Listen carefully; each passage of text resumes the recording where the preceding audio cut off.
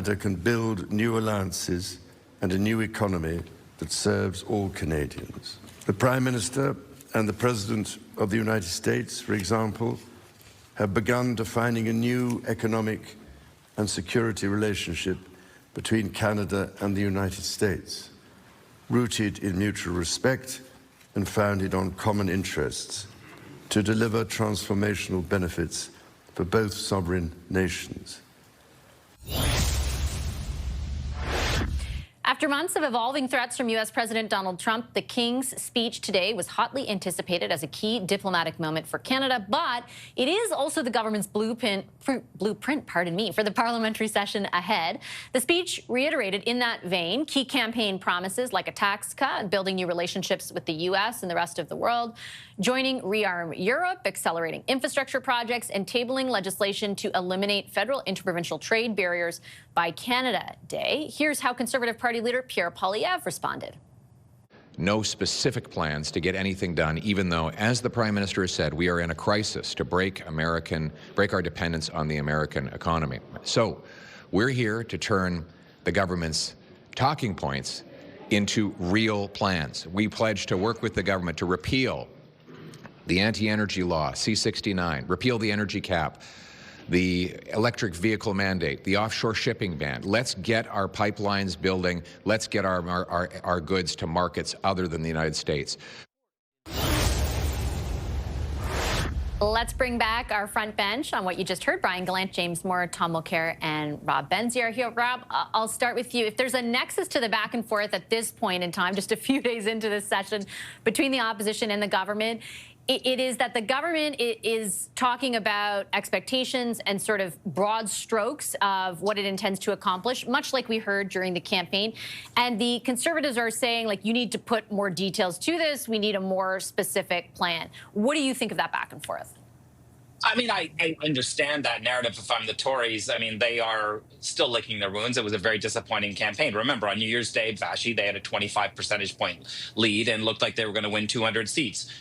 It's another minority Liberal government and a strengthened minority Liberal government, and one that, frankly, with 169 seats could be pretty durable, could be around for 3 or 4 years. And that can't be easy if you're Mr. Poilievre. Now, throne speeches are always 40,000 feet. They're broad strokes. I mean, I wasn't really looking for detailed legislation. I mean, there were actually some of the you and I were talking this earlier, Vashi. Some of the details in the speech when the Prime Minister was talking about the GST rebates on houses and things like that. It almost sounded too down in the weeds compared to the lofty rhetoric of the rest of the speech.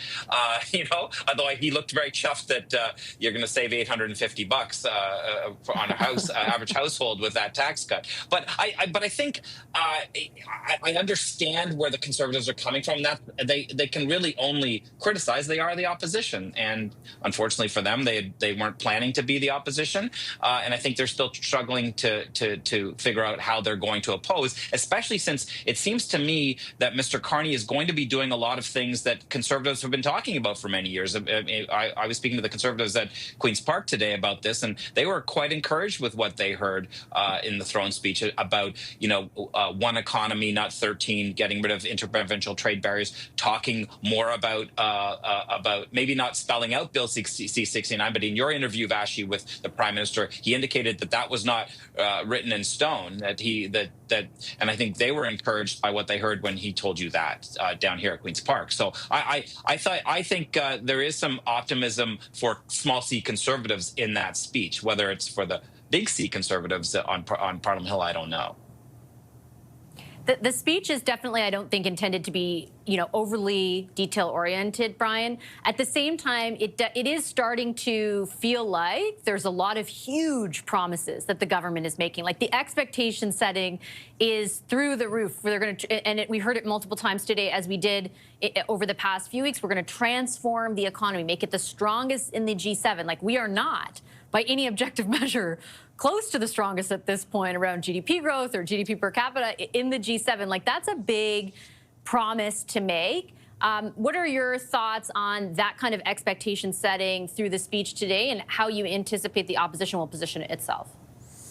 Let me start off by just saying that a speech from the throne right after a campaign is, I think, different than the others in the sense that you have a party that developed a platform, usually pretty specific, to be fair, compared to maybe a party trying to decide what it's going to do midstream of their mandate. And they come in, they discuss it, it's debated for weeks at a time, and then they win, and they're now very focused on implementing that platform.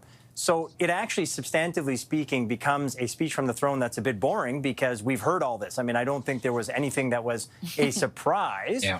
The only thing you do get, though, in that first speech from the throne, I think, is two things. One is you will get a set of priorities of which elements of the platform they're going to do first. You may get a few more details, to Rob's point. But then the second thing is you get the tone. And again, not to belabor our first segment, but I think the tone was certainly, again, the medium being the message. So enough of that. Yeah. On the next sort of steps and what it means for the opposition, look, the opposition, as Rob says, has to oppose. It is sort of it would be weird for them to be like, we think these are great ideas. They just went through a campaign that they obviously were against all of this. So really, the speech from the throne, the first one for a government, finds itself just everybody staying on the same battle lines, if you will, politically speaking.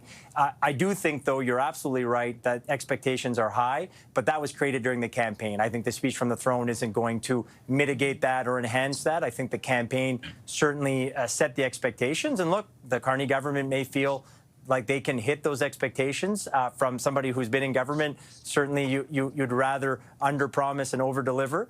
But if they're able to deliver on this stuff, it would indeed be transformational. So the tone hasn't changed, and the way in which they want people to see them acting as a government hasn't changed either. The election was not that long ago, James, but when Brian, for example, references delivering on the expectations that they have set, like how, I'm not looking for a specific number of months, but give me a sense, if you could, of how long you think they have before there needs to be some tangible results to share with Canadians.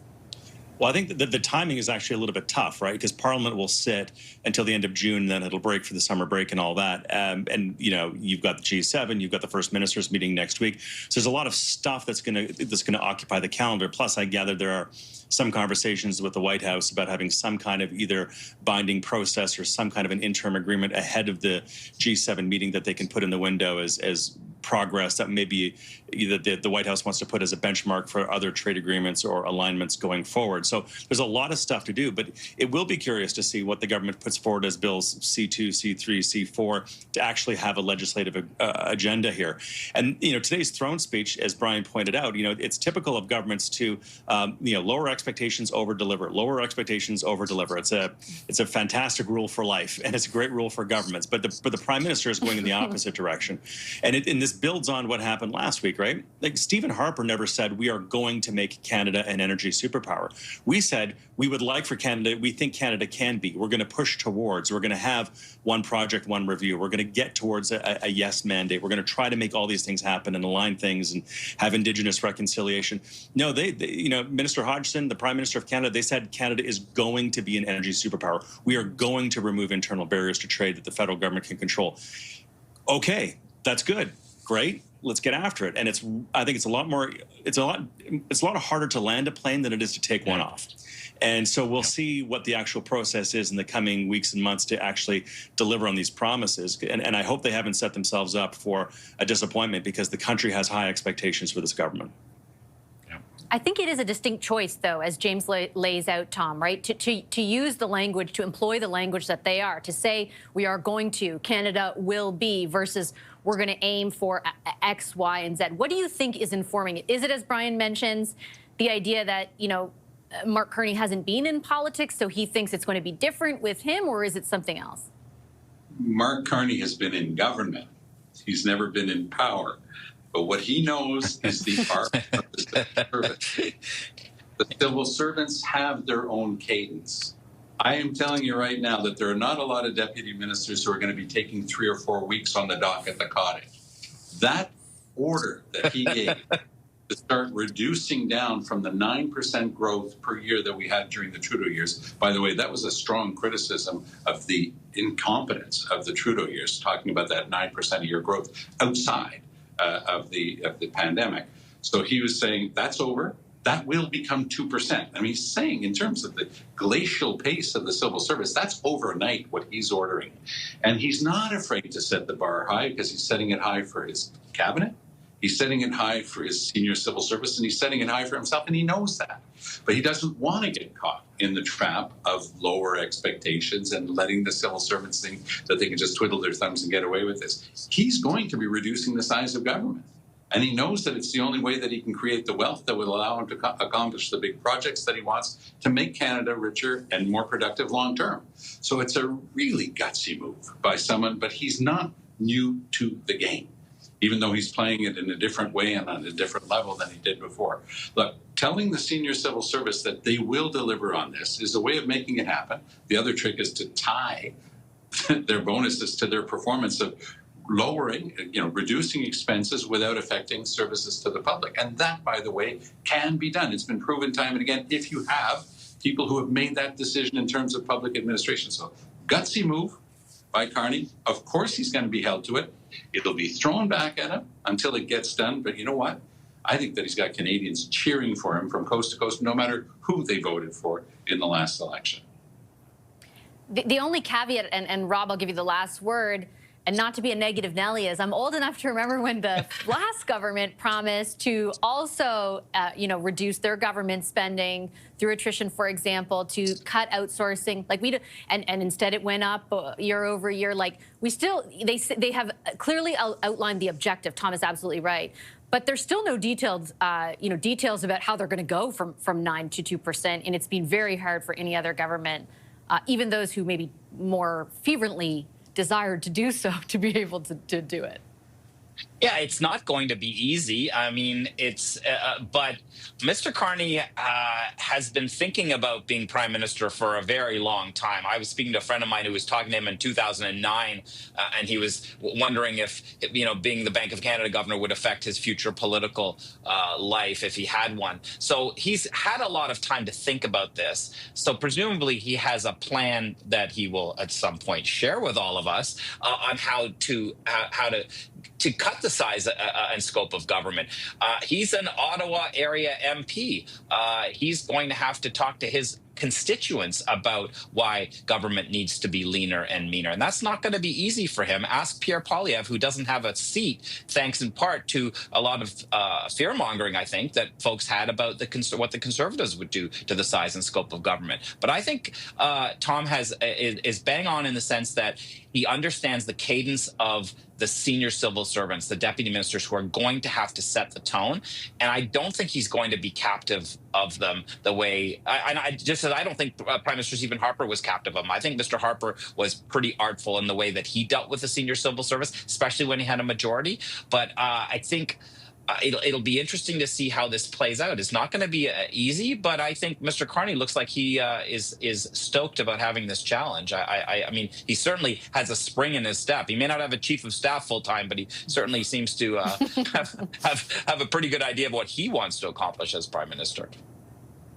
I'm going to leave it on that note. Thanks, everyone. Appreciate the discussion tonight. Our front bench, Brian Gallant, James Moore, Tom Mulcair, and Rob Benzie.